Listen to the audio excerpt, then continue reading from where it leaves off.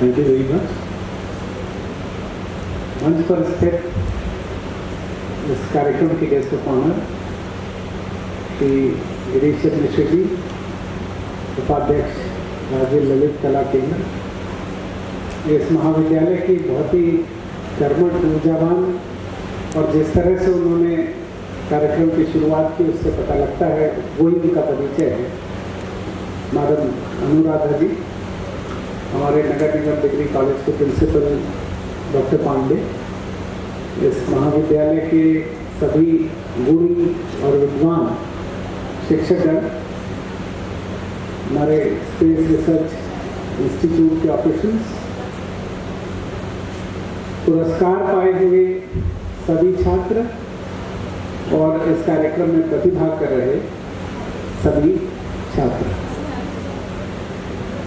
सबसे पहले तो आप सबको जिनको अलग अलग श्रेणियों में सफलता प्राप्त हुई, आप सबको बहुत बहुत बधाई, आपको और आपके पूरे परिवार को बहुत बधाई। मैं महाविद्यालय के इस जेस्चर को भी बहुत पसंद कर रहा हूँ जब उन्होंने उनके पेरेंट्स को भी साथ बुलाया मंच पे। हम सबको शायद ये पता नहीं होता है, लेकिन हमारे घर में बच्चे को, और ये मेरे साथ भी हुआ कभी स्कूल में, बहुत छोटी क्लास का मुझे याद है, रामायण हो रहा था, रामायण में मुझे बंदर का रोल मिला था, तो मुझे राम लक्ष्मण सीता वो सब छोड़ दीजिए, रामायण में बंदर तो बहुत सारे स्टेज पर होते हैं, उसमें से एक बंदर हुई जिसके लिए लाल शर्ट खरीद के घर में आएगी और घर वाले खुश होते हैं। मेरी बेटी छोटी क्लास में पढ़ती है और ग्रुप डांस होता है, ज़्यादातर स्टूडेंट्स को इंगेज करते हैं अलग अलग एक्टिविटीज़ में, तो उसमें पता लगा उसके क्लास में हो सकता है 20 बच्चियाँ डांस कर रही हैं, वो भी डांस कर रही है, लेकिन उसकी मम्मी, उसके पापा, उसकी दादी, दादा सब लोग एकदम बेचैन हुए पड़े हैं कि हाँ वो जाएगी तो क्या खाएगी, तो क्या पहनेगी, और हम सब लोग इतना कंसर्न रहता है अपने बच्चों के लिए। तो आप सोचिए जो मुख्य भूमिका में आज रहे इन बच्चों को और आपके परिवार के खुशी को हम समझ सकते हैं, हम सब बहुत समझ सकते हैं, और कॉलेज को इस चीज़ के लिए विशेष साधुवाद देते हैं कि उन्होंने उन पेरेंट्स को मंच पर आकर उस पुरस्कार को प्राप्त करने में जो गौरव का अनुभव हुआ होगा। मुझे मालूम है ये फोटो जब उनको जाएगी तो वो सभी रिश्तेदारों में भी जाएगी, सभी दोस्तों के सर्कल में जाएगी, सभी नेबरहुड में जाएगी, आस पड़ोस में जाएगी। ये गौरव का क्षण आपसे कोई नहीं ले सकता, और ये आज आपको मिला है। आप होंगे 18 साल, 19 साल, 20 साल, 21 साल, 22 साल के, और जब आप 61 के और 71 के और 81 के होंगे तब भी आपको ये पल याद रहेगा, और आपके पेरेंट्स को ताउन भी ये बात याद रहेगी कि आपने उनको ये गौरव, ये खुशी का क्षण दिया। इसके लिए आपका बहुत बधाई। इंस्टीट्यूशंस, मैं ये बात बार बार कहता हूँ कि कोई संस्था परफेक्ट नहीं होती है। No institution is perfect in itself. संस्था या संगठन इवॉल्व होना चाहिए, यानी हम कल कैसे थे, क्या आज उससे बेहतर हैं, और आज जैसे हैं क्या कल उससे बेहतर होने का प्रयास हमारा है। अगर ऐसा है तो प्रयास की दिशा सही है, और निश्चित ही हम अपने लक्ष्य की प्राप्ति के लिए जाएंगे, क्योंकि ये कहा जाता है जीवन का कोई लक्ष्य नहीं, जीवन स्वयं में लक्ष्य, जीवन स्वयं में लक्ष्य। तो जीवन की इस यात्रा में क्या हम कल से आज 2 कदम आगे बढ़े, और बढ़े तो उसकी दिशा क्या है। ये महाविद्यालय इसको पूर्ण रूपेण चरितार्थ कर रहा है कि इसके प्रयास की दिशा सही है। मैडम ने कहा 4 साल पहले ऑनरेबल गवर्नर मैडम इसी सभागार में, इसी मंच पर आई थी, और मैं भी उस कार्यक्रम में था। मेरे कमरे में उसकी एक तस्वीर भी है अभी। तब ये ऑडिटोरियम कैसा था अभी आप देखिए। आज मैं आया तो मैं तो एकदम भौचक हो गया। इसको सिर्फ इस रूप में न देखें कि ये एक हॉल था जिसकी एक फर्श थी, 4 दीवारें थी, एक छत थी। आप देखें कि ये कितनी खुशियों को ट्रांसमिट करने का कक्ष था। ये वो गर्भगृह है जो ऊर्जा का पुंज अपने अंदर समाये हुए है। मंदिरों में एक गर्भगृह होता है, क्यों उसको गर्भगृह कहते हैं? वो हाईएस्ट एनर्जी स्टेट है, सबसे ज्यादा एनर्जी वहां कंजर्व होती है। तो जब ऐसी बहुत सारी अच्छी बातें एक जगह बार बार लगातार की जाएंगी, किसी को फर्स्ट आने पे इनाम मिलेगा, किसी को अच्छा कार्यक्रम करने के लिए कोई ताली बजाएगा, किसी के लिए कोई दो अच्छे शब्द कहेगा, तो ये सकारात्मक ऊर्जा का संचरण होगा और वो धीरे धीरे धीरे धीरे ये बंडल ऑफ एनर्जी हो जाएगा। महामना मालवीय जी ने बनारस हिंदू यूनिवर्सिटी की संकल्पना की और उसको चरितार्थ किया। और मेरा निवेदन है आप मुझसे सबसे कि आप जाइए और शहर से जैसे ही आप कैंपस में घुसेंगे आपको वाइब्रेशंस अलग मिलने लगती है। जैसे आप जिस एनर्जी स्टेट में होते हैं और आप जब मंदिर के गर्भगृह में जाते हैं तो आप वो नहीं होते हैं जो आप थे। वो पॉजिटिव एनर्जी, वो वाइब्रेशन आपके अंदर एक अलग भाव पैदा करता है।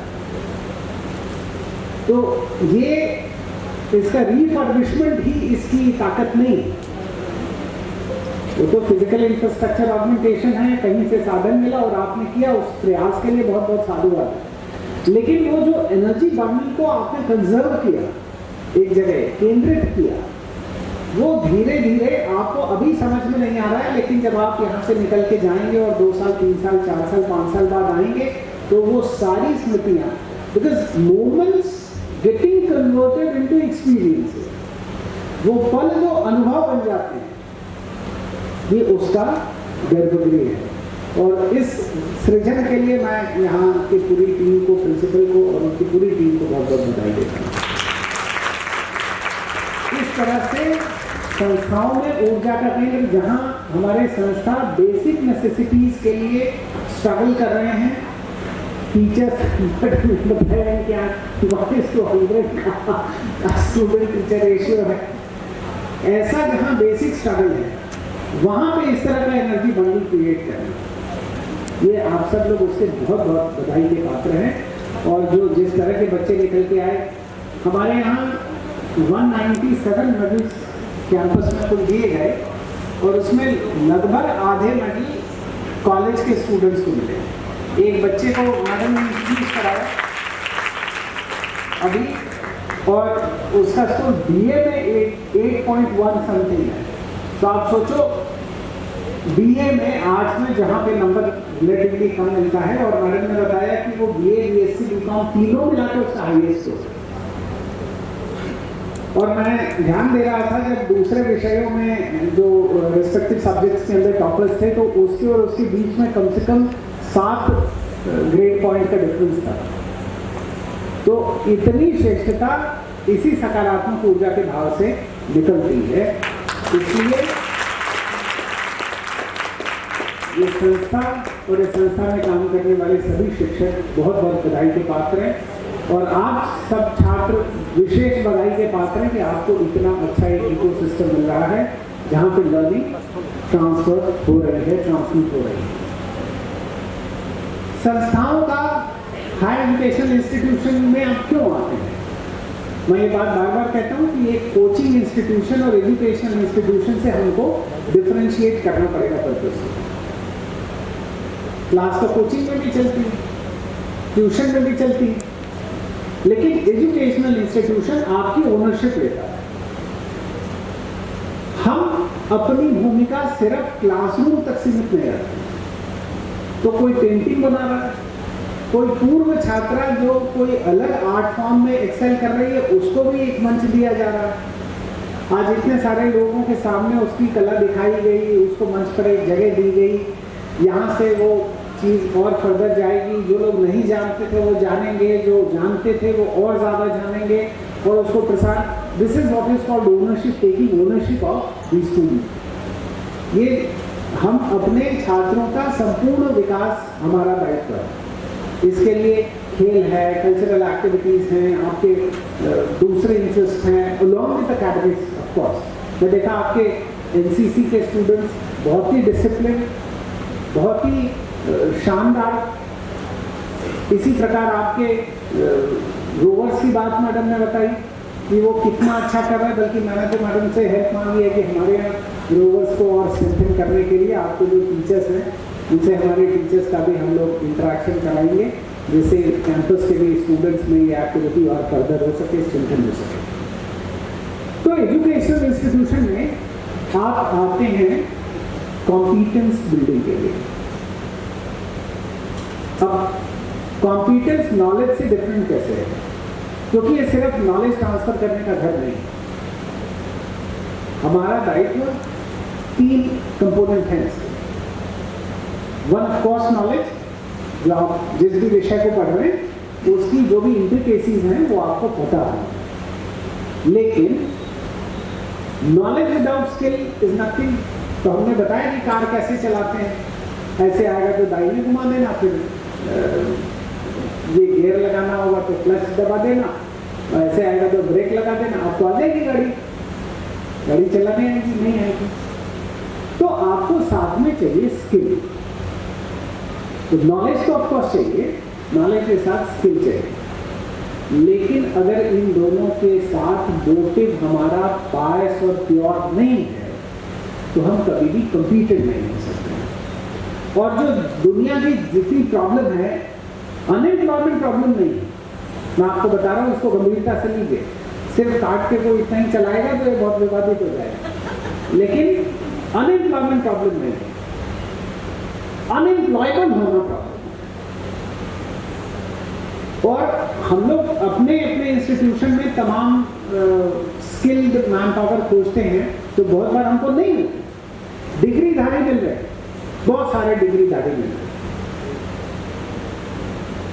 अपने इंस्टीट्यूशन में, अपने यूनिवर्सिटी की बात बता रहा हूँ, हम लोग बहुत सारे ऐसे फंक्शन के लिए मैन पावर खोज रहे हैं जहाँ कॉम्पिटेंट लोग नहीं मिल रहे, कॉम्पिटेंट नहीं मिल रहे। उनको नॉलेज हो सकता है वो, लेकिन competency is a bundle that has knowledge भी, स्किल भी और मोटिव। तो नियत का स्पष्ट होना बहुत जरूरी है। और ये कैसे होगा, जब होलिस्टिक डेवलपमेंट हम एम करेंगे एक संस्था के नाते अपने अपने छात्रों का। स्वामी विवेकानंद जी जब अमेरिका जा रहे थे तो जाने के पहले अपने गुरु वहां से मिलने गए और एक दिन कहा कि मैं जाना चाहता हूं। तो उन्होंने कहा सोच के बताती। फिर दूसरे दिन गए, फिर कहा जाना चाहते हैं, सोच के बताती हूँ। अभी उनको परमिशन नहीं चाहिए थी, लेकिन आदर सम्मान के भाव में कह रहे थे। फिर तीसरे दिन गए और उन्होंने कहा कि मैं अमेरिका जाना चाहता हूँ। धर्म संसद थी, आप लोग जानते हैं उस प्रसंग को। तो उन्होंने कहा कि ये सोच के बताती हूँ क्या। तो उन्होंने कहा, गुरु माँ ने उसका जवाब नहीं दिया। उन्होंने कहा उधर चाकू रखा, उसको भेजो, दो जरा मुझे। वो किचन में खाना बना रही थी, क्या वो चाकू रखा, उसको दो। तो चाकू जिस तरह से उन्होंने दिया, उसको देखकर गुरु माँ ने कहा तुम जाओ, तुम सफल हो। अब ऐसा क्या किया चाकू देने में? वो जहाँ बैठे थे वहां पे चाकू रखा था और वो कहीं बना रही थी खाना। तो उन्होंने देखा कि चाकू का जो नुकीला हिस्सा है वो उन्होंने अपने हाथ में रखा और चाकू का बट उनकी तरफ बढ़ाया। ये मोटिव। और ये सिखाने का दायित्व इज ऑन अस। ये हमारे पर है कि हम इस तरह का मोटिव जब तक छात्र को सिखा नहीं रहे हैं तब तक हम कॉम्पिटेंसी बिल्डिंग नहीं कर रहे। कहीं हम ऐसा तो नहीं कर रहे हैं।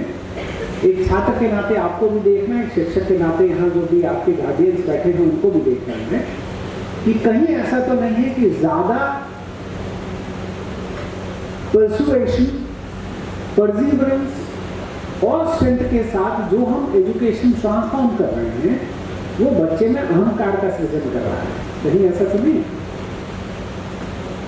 क्योंकि अब अहंकार आपके पतन का कारण क्यों है? ये तो तमाम जगह आप पढ़ते होंगे, सुनते होंगे, आपके टीचर्स भी बोलते होंगे, लेकिन ऐसा क्यों है? जब अहंकार का सृजन होने लगेगा और जब ये भाव आएगा कि मैं ही जानता हूं, हमारे सीखने के द्वार बंद हो जाएंगे, और बंद हो जाएंगे तो वहीं से हमारा पतन शुरू हो जाएगा, क्योंकि दुनिया बढ़ती जाएगी, विकसित होती जाएगी और मेरे द्वार बंद हो। मार्क ट्वेन की एक कहानी है। मार्क ट्वेन बड़े प्रीचर थे, मैंने भाषण देते थे। अच्छा, तो एक बार उनके दोस्त को वो ले गए, उन्होंने कहा कि चलो तुमको दिखाते हैं, कल मेरा भाषण है, मैं बहुत अच्छा भाषण देने वाला हूँ, तुम सुनना फिर मुझे बताना। दोस्त गए, मार्क ट्वेन का भाषण समाप्त हुआ। भाषण समाप्त हुआ, वापस आए, कहे मैंने कैसा भाषण किया? तो उनके दोस्त ने कहा मेरे पास एक किताब है, उसमें सारे शब्द जो तुमने बोले थे वो उसी किताब के थे। अब मार्क ट्वेन को बड़ा खराब लगा, ऐसी क्या बात है? उसने कहा नहीं, मैं एकदम ओरिजिनल कंटेंट था और सब कुछ मैंने डेवलप किया था। तो बोले कि नहीं, शर्त लगी दोनों में। कहे ठीक है, कल अगर मैं एक किताब ऐसी दे देता हूँ जिसमें से हर एक शब्द तुम्हारे उसी किताब के थे, तो 1,000 पाउंड की शर्त लग गई। और अगले दिन उनके दोस्त ने उनको एक डिक्शनरी दे दी। कोई भाषण दोगे, शब्द तो डिक्शनरी में है ये। क्या ऐसा पर्दा हम अपने आंखों के सामने लगाकर अच्छी चीजों को सीखने से अपने को वंचित तो नहीं करते? ये हमको देखना पड़ेगा। It is equally important for the student as well as for the teachers. हम सब के लिए आवश्यक है कि हम सतत सीखने की स्थिति को प्राप्त हों। वही हमारे भविष्य का मार्ग प्रशस्त करेगा, वही हमको विकसित करेगा। आप सबको फिर से बहुत बहुत बधाई और इस महाविद्यालय को बहुत धन्यवाद कि उन्होंने मुझे ये अवसर दिया। ये मेरा तीसरी बार है आपके प्रतिभाग का। सभी सफल बच्चों को बहुत बधाई, और जो एस्पायरिंग बच्चे हैं उनके लिए बहुत शुभकामनाएं। अगली बार आप मंच पर आइए और खुद को और अपने पूरे परिवार और समाज को गौरवान्वित करिए। बहुत बहुत धन्यवाद।